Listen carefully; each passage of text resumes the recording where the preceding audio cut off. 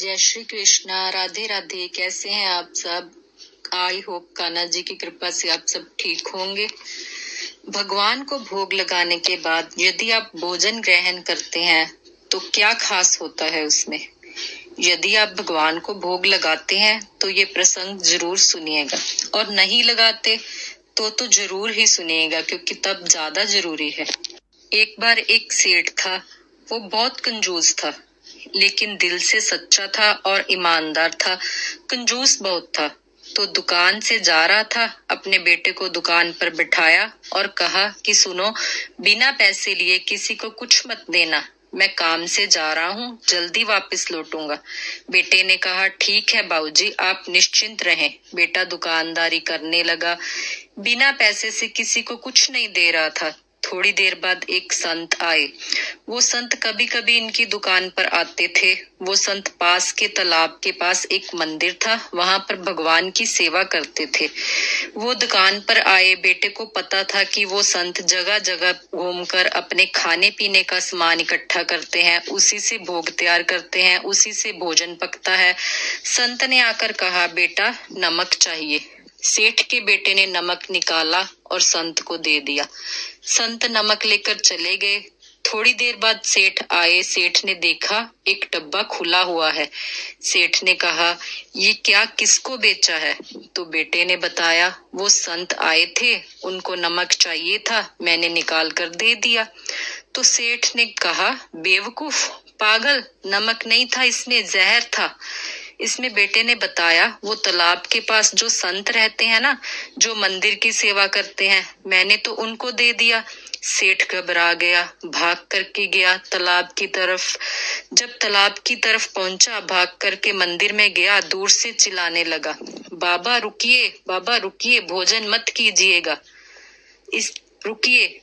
मंदिर पहुंचा तो संत ने भगवान को भोग लगा दिया था, और सेठ ने संत से कहा कि आप भोजन मत कीजिए, उस भोजन में नमक नहीं, जहर है। मेरे बेटे ने गलती से आपको जहर दे दिया है।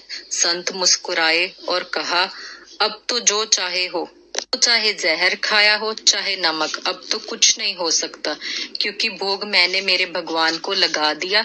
जो भोग उनको लगता है वही मैं ग्रहण करता हूँ, और मेरे भगवान ने जैसा भोग ग्रहण किया है वो मैं ग्रहण करता हूँ। अब जो होगा देखा जाएगा। ये मेरे ईश्वर की माया है, जैसी उसकी इच्छा। निश्चिंत रहें। संत के चेहरे पर थोड़ी सी भी शिकन नहीं थी, ना कोई घबराहट, ना कोई डर। लेकिन सेठ डरा हुआ था, घबराया हुआ था और परेशान था। संत ने भोग लिया और प्रसाद ग्रहण किया।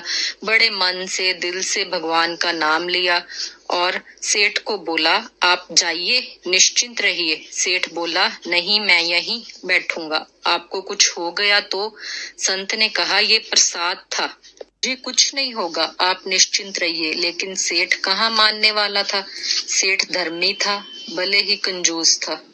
उसे लगा संत को कुछ हो गया तो बहुत बड़ा पाप मेरे हाथों से हो जाएगा।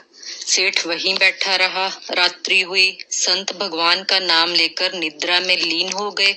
सेठ तालाब के किनारे बैठे थे। ठंडी हवा के झोंके थे। सेठ को भी नींद आने लगी, लेकिन बैठे रहे। सुबह होने का इंतजार करते रहे। सुबह हुई। घबराए हुए थे कहीं संत ना उठे तो, लेकिन संत उठ गए और सेठ जी को हरे कृष्णा बोला, राधे राधे बोला और मंदिर की तरफ जाने लगे। सेठ जी ने कहा, बाबा आप ठीक है ना? बिल्कुल, कोई तकलीफ तो नहीं है आपको? संत ने कहा, मुझे क्या तकलीफ है, मैं बिल्कुल ठीक हूँ। मेरा तो जो है मेरा ठाकुर है। मैंने तो रात्रि में ही आपको कह दिया था आप जाकर विश्राम करें, आप बेवजह ही यहाँ पर बैठे रहे। आप निश्चित रहें, आप जाइए। तो सेठ ने कहा, मैं भी भगवान के दर्शन कर लेता हूँ, फिर जाऊंगा। जैसे ही मंदिर का द्वार खोला, उस संत ने और सेठ ने देखा भगवान का विग्रह काला पड़ गया, बिल्कुल ही काला पड़ गया। उस भोग में जहर था, लेकिन जहर भगवान ने अपने भक्त तक नहीं आने दिया, उसका भोग खुद लगाया, इसलिए वो ईश्वर है। हम जब भगवान को भोग लगाते हैं तो भोजन की सारी नेगेटिव ऊर्जा दूर हो जाती है। वो भोजन नहीं, प्रसाद बन जाता, अमृत बन जाता है। अमृत को ग्रहण करना चाहते हैं तो रोज भगवान को भोग लगाएं, ईश्वर को भोग लगवाएं।